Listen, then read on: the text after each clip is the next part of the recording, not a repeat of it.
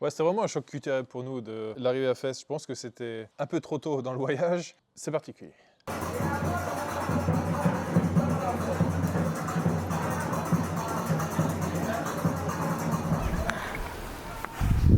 Le petit. Un peu aussi. Waouh! On quitte Chefchaouen et la région du Rif en direction du Moyen Atlas et on part à la découverte de la ville de Fès. Fès est la plus vieille des villes impériales car datant de 789. Être une ville impériale signifie qu'à une certaine époque, Fès a été la capitale du royaume. Il y a 4 villes impériales au Maroc: Fès, Marrakech, Meknès et Rabat. Fès renferme également la plus grande et la plus vieille médina du Maroc. Une médina, c'est l'ancienne ville, et celle de Fès est classée au patrimoine mondial de l'UNESCO. C'est dans ce labyrinthe de ruelles étroites que nous avons décidé de nous aventurer aujourd'hui. Donc on vient d'arriver à Fès, Ouais, on va entrer une marché locale. c'est juste après la fortification, on passe la porte et on est arrivé dans un petit marché local. Au début il y avait des vêtements, Ouais, et puis après, ils sont bon, comme un marché en Suisse ou en France. De légumes, de choses à chichi aussi. cuisiner, de je sais pas, couscous, épices, etc. des épices, voilà, c'est beau ça. Ah, c'est vraiment, vraiment joli. La Médina compte plus de 9000 ruelles qui forment un labyrinthe dans lequel on a très vite fait de perdre ses repères. Enfilez de bonnes chaussures confortables, car une chose est certaine, vous savez quand vous rentrez, mais pas quand vous en ressortirez. Donc prévoyez assez de temps pour la visite et oubliez le recours à la technologie pour vous aiguiller. Nous avons téléchargé un plan hors ligne sur notre téléphone, mais dans ce dédale de ruelles, même les satellites n'arrivent pas à nous localiser. On a déjà sorti de Fès. On va prendre cette vidéo, c'est un peu retard parce qu'on a vraiment beaucoup de culture shock. Ouais, c'était vraiment un choc culturel pour nous de l'arrivée à Fès. Je pense que c'était peut-être un peu trop tôt dans le voyage, dans le sens où on n'a pas vraiment encore eu le temps de s'acclimater aux coutumes du Maroc. Ouais. Et puis là, on se retrouve dans ces ruelles. Alors déjà, c'est impossible de s'en sortir dans ces ruelles. On s'est perdu, je sais pas combien de fois. On a essayé avec le téléphone, ça On a fonctionne déjà pas. téléchargé l'application, mais on a quand même se perdre. Effectivement, on va chercher de tonnerie. Hein. Ouais, quand on voulait chercher la tannerie, ouais, on a essayé d'utiliser le GPS. Ouais, parce que le satellite, en fait, les ruelles sont tellement proches, tellement étroites, et puis il y a tellement d'interférences que les satellites, ils n'arrivent pas à nous localiser. Donc, je pense autour de tonnerie, les personnes et magasins qui savent, on cherche de tonnerie. Ouais, mais je pense que de tout le monde à Fès, c'est qu'un des highlights, un des points d'intérêt de la visite de Fès, c'est de passer par la tannerie. Ouais. Et du coup, il y a tout le monde, des jeunes, des ados, des moins jeunes, qui te demandent « Ah, où tu vas? Tu vas à la tannerie ?» et qui t'emmènent ou qui te disent « Non, c'est pas par ici, il faut prendre à droite, il faut pas prendre à gauche. » Mais c'est pas juste. Ouais. Parce que on va tout droit, et puis certaines personnes nous disent à droite, certaines personnes nous disent à gauche. Donc on ne sait pas quoi.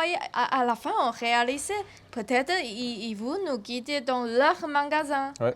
Bah, d'ailleurs, on a fait l'expérience, on en a suivi un qui nous a plus ou moins déposé juste devant l'entrée d'un magasin. Et là, il te transfère à un autre type. Bon, c'est le responsable du magasin. Et puis c'est là où on a dit non, c'est bon, on a fait demi-tour, on est parti.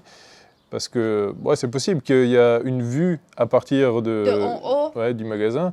Mais après, pour ressortir du magasin, c'est un peu plus compliqué. Ouais, parce qu'on a lu sur Internet qu'il faut toujours acheter quelque chose. Après, ils te laissent sortir. On n'a rien à acheter, donc on essaie d'éviter ça. Mais en tout cas, pendant qu'on se baladait dans ces ruelles, alors c'est génial hein, pour vraiment découvrir tout l'art marocain, pour voir vraiment comment sont faites les choses, parce que les artisans travaillent vraiment devant nous. Et il y a tous les corps de métier. Donc il y a des personnes qui travaillent le cuir, on a des sandales, des chaussures en cuir, des sacs. C'est vraiment joli hein, parce que avec ouais. le mât, travaille avec le mât. Ah ouais. C'est incroyable. Il y a des forgerons, tu vois, ils faisaient les couteaux, ils ont montré des outils pour faire les carreaux, pour casser les carreaux, tout ça. Le forgeron, il était en train de faire tout ça. Et puis c'est un peu par quartier. Et après, Ouais, un autre mais quartier qui tu as était, raison, ouais. un autre quartier qui était plus spécialisé dans le métal. Donc, c'est eux qui font, par exemple, les lampes qu'on voit souvent, les lampes en laiton. Donc, et Le ça, quartier qui fait le bois avec le mât aussi, ouais, qui fait des détails. exactement. Il y a tout ce qui était de la menuiserie, la gravure, là, après, tout ce qui était autour du tissu. Donc là, c'était colorer les tissus, bon, bien sûr des tisseurs aussi.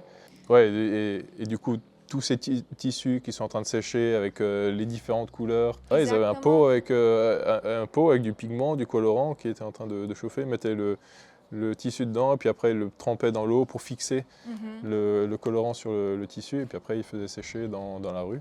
Ouais, c'est quand même incroyable parce que tu fais tout, hein. Ouais. Tu Ah, n'as pas besoin de sortir pour vivre dedans, hein. C'est vraiment, vraiment, vraiment grand. Mais c'est vrai que il n'y a que des petits magasins l'un à côté de l'autre. Et chacun a son petit truc. Et puis ils sont aussi certainement complémentaires les uns dans l'autre. Il y en a un qui a besoin des outils de l'autre. Et puis ils se fournissent comme ça. Et puis il y a tout un écosystème en fait à l'intérieur de cette médina. C'est vraiment incroyable. Ouais, ça c'est vrai. Et puis à la fin, quand même, il y a le highlight, le tonnerie. La tannerie, Ouais. ouais. C'est particulier. On s'attendait à ce qu'il y ait un petit fumet, mais on n'a pas été déçus. Hein. Bon, donc il y a plusieurs bains, plusieurs étapes. Ils commencent justement avec des bains d'ammoniac. Donc là, c'est 100% naturel et puis c'est ce qui doit générer une bonne partie de l'odeur. Donc c'est de l'urine de vache avec de la fiente de pigeon, un beau petit mélange. Pour le faire doux, comment dire. Pour ramollir le cuir et puis je pense aussi pour tuer tout ce qui est bactéries, tout ce qui est organisme, cellules, toutes les cellules qui sont encore vivantes dans la peau. Et puis après, pareil pour la coloration, c'est de nouveau naturel avec, notamment ils utilisent du coquelicot pour la couleur rouge, du curcuma pour la couleur jaune, mais en tout cas c'est toujours, c'est vraiment toujours de source naturelle. On était dedans pour visiter, c'est vraiment, vraiment cool. Et puis on marchait, on était en équilibre là entre les différents bains. À un moment je me suis aussi retrouvé entre les bains avec mon appareil photo et puis je savais plus trop où aller parce que je me suis dit je vais me retrouver dans un bain et c'est vraiment la dernière des choses dont tu as envie une fois que tu es là-bas de te retrouver là-dedans. Ouais, et puis c'est vraiment bio hein, parce que ils sont montrés leurs mains, pieds, c'est...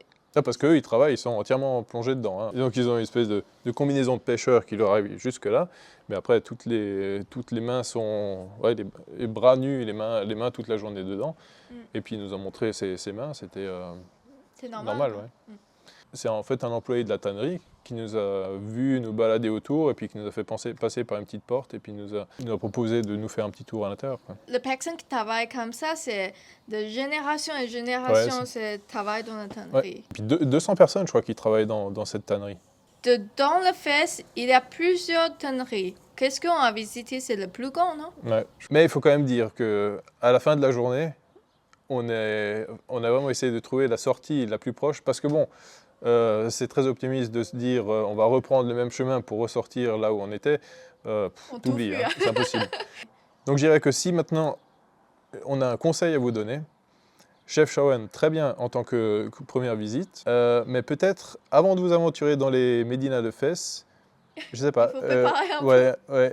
ayez un petit peu plus d'expérience de l'ambiance marocaine, du fait de vous faire accoster, de discuter avec les gens, etc. Parce que pour nous, le deuxième jour à l'arrivée de se retrouver au plein milieu de la Médina de Fès, c'était un petit peu too much. Donc, c'était vraiment un choc culturel pour nous.